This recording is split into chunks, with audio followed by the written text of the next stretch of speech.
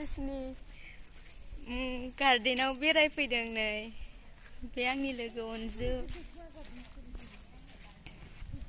ओमफ्राय नैबाव माखासे लोगोफोर दं माथो खुवा जादों आंना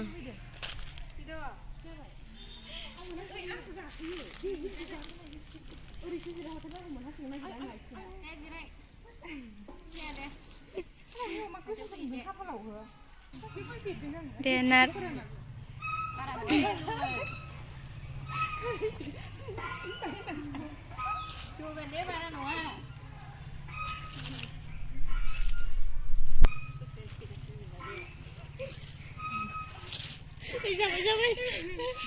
नै सासे गाखोबावनोसै